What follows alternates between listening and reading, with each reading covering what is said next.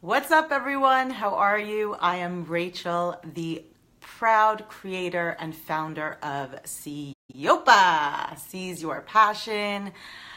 All about realizing your dreams and becoming your best self, engaging in your passions, connecting with your passions, and living out of your own inner passion in order to go out there and realize those dreams and become your best self.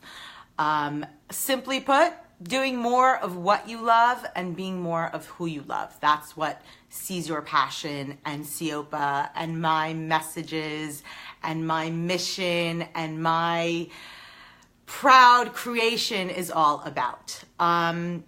So I do these live streams from our Facebook group, Siopa Seize Your Passion, as a way for me to share with you guys some thoughts I've had for the week, some lessons, some aha moments, some clarity, some insights, ultimately as a way to hopefully inspire you in some way, empower you in some way, or just make you think about things in a new way and give you some clarity.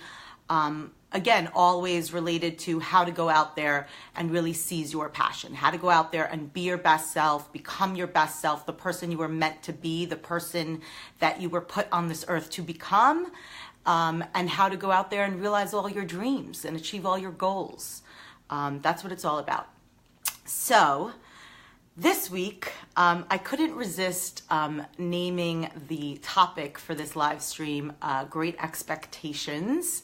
I loved that novel. I haven't read it in years. And the movie was actually pretty good too, considering that it's really tough to make a good movie out of such a classic novel. I haven't seen the movie in years either, but I do remember enjoying it.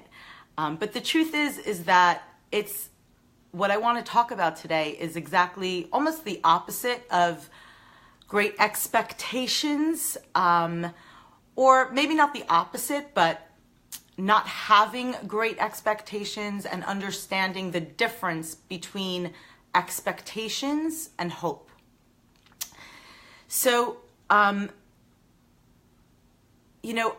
always been someone who, there have been people in my life for years now, at different stages in my life, way before I was doing Siopa or anything like it, close friends and family that have said to me, different people, again, not just one person, and again, at different stages in my life, that have said to me in a very loving way, but very honest way, Rachel, you just have too high expectations, and I always, I was bothered by that. Not only because it's hard to hear something about ourselves that maybe, is not necessarily a compliment or we don't want to admit about ourselves. But because I had trouble recognizing that was a bad thing necessarily. Why shouldn't I have high expectations? I equated the word expectations and the standard of expectations with high standards, right? And so why shouldn't I have high standards? I would say to myself, or I would say to that person who was close to me who was saying, maybe you need to sort of not have such high expectations all the time of yourself, of others, of what you want to achieve. And so I would say in response, well, why? Why shouldn't I have those expectations? Again, equating that word to mean high standards, right? So I would say, well, why shouldn't I have high standards for myself? Why shouldn't I always strive to be my best and do my best? And why should I not strive to have those same standards from the people in my life, from my team, my family, my relationships, my friends, right? What's wrong with that? I believe in that. I believe in being your best and wanting to strive to achieve your best, and also, and I'm trying not to use the word expect, also want or aspire to have that from the people in your life, right? So the reason I think, that I struggle with that is, again, because I equated that word, the definition of that word, expectations, with high standards. But I think that's the mistake I made. And it is not the same thing. And then what got me thinking about this in the first place this week is there's this show on Netflix that my kids are so into, and they actually got me so into it, and I think it's amazing. I love it. It's called Once Upon a Story, or Once Upon a Time. And it basically, it converges various famous fairy tales from all over into one story, and they go back from living in the modern world, these fairy tale characters, the evil queen, and Snow White, and Rumpelstiltskin, and Peter Pan, and they create this new story in the modern world, and then they go back and forth from the enchanted, their enchanted fairy tale book world.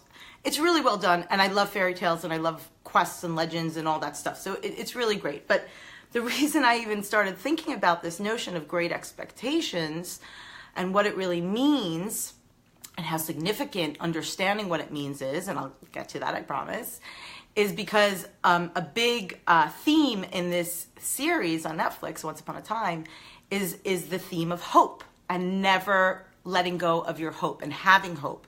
And how when you lose hope, you lose the will to live, you lose everything. Nothing is worth anything if you lose your hope.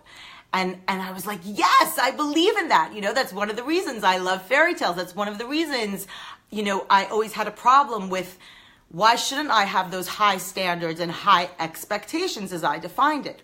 But there's a very, very, very big but very subtle difference between expectations and hope.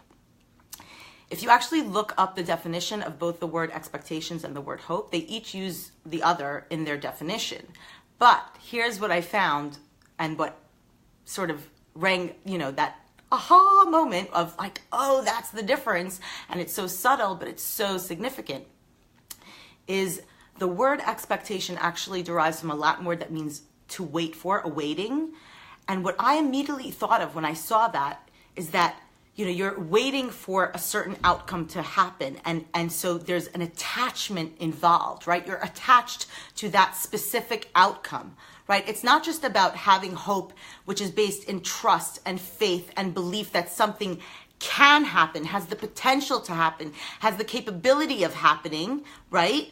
All those amazing positive states of being that hope inspires, versus the attachment to a specific outcome or a specific plan that expectation has within it, right? And there's, again, it's such a huge difference. It's very subtle, but it's huge. And when you think about this for yourself, right? Whether it's going out there and realizing your dreams and becoming your best self, or it's, in your relationships, in your personal life, when you have an attachment and you have expectations for a certain outcome, when it doesn't happen the way you thought or the way you expected, and were waiting for it to happen, and your expectation that it will happen exactly that way at a certain specific time, what happens? You're devastated, you're disappointed. You're discouraged. You feel like, well, then maybe it can't happen, or maybe it won't happen for me, for us, right? Versus if you understand that subtle difference between expectations and hope, and you never give up that hope, you always remember and strive to achieve a certain outcome that you believe can happen. You aspire to reaching. You want to achieve, and you know that you can, you're capable of it, but, you're not attached to a specific outcome, a specific way of what it looks like or when it manifests itself. And so when the challenges and the obstacles and life gets in the way, as it inevitably does, and it doesn't go exactly as you expected it to go, and you don't have that attachment to it, you get through it and you learn from it.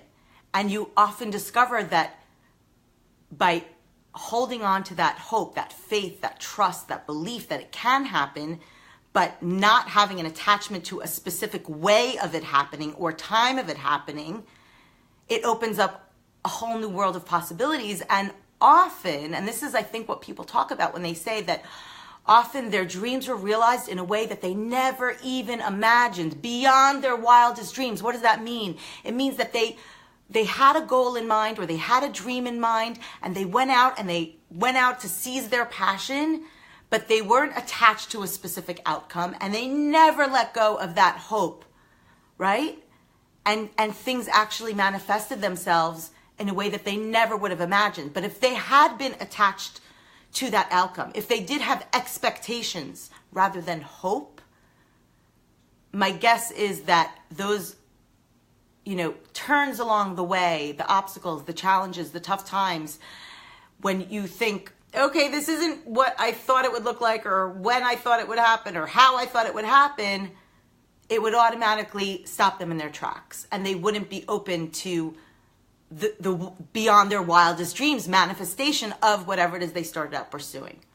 So again, I think it's such a subtle but significant difference in how we think about what our expectations are for ourselves, for our dreams, for going out there and realizing those dreams and achieving those goals and becoming our best self in our, again, always personal lives and professional lives, versus what our beliefs are, what our faith is, what our hope is, and never, never, never letting go of that hope, never letting go of the belief and the faith and just knowing in your soul, in your guts, in your heart, not just up in your head, but in feeling it, knowing it, that you can achieve whatever you want, that it is possible. Your dreams are possible without being attached to a specific outcome. Being open. And that's, again, what they say, I think what they mean when they say, going with the flow and not fighting reality and accepting things and being open to new opportunities and new ways. Because, again, often that's how your dreams are realized in a way that you never even imagined, and beyond your wildest dreams, even bigger and better, or just different, but the way it was supposed to be. So again, it's such a subtle difference, but it's important that, if you're aware of that, to think about it in that way, of not having great expectations necessarily, but that doesn't mean not having high standards for yourself and for others. And it certainly doesn't mean, it's very different from never letting go of your hope and your desires and your wishes and your belief and your faith in what is possible. It's again, subtle, but very different. And I think it makes a huge impact of how you can empower yourself in going out there to realize your dreams and become your best self. So that is my lesson for the week, my thoughts for the week, what I've been thinking about. And for me, it was really, really significant, again, because I've always been someone who, I struggled with that. Well, why shouldn't I have great expectations? Why shouldn't I have high expectations? Because I equated expectations with standards, and I equated it with, hope and everything positive and potential, which I firmly believe in.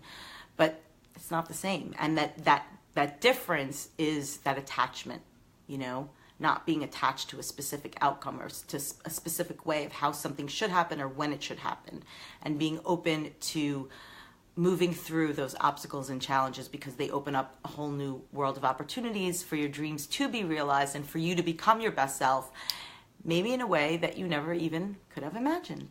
Again. So that's it. Have an amazing week, guys. Do more of what you love. Be more of who you love.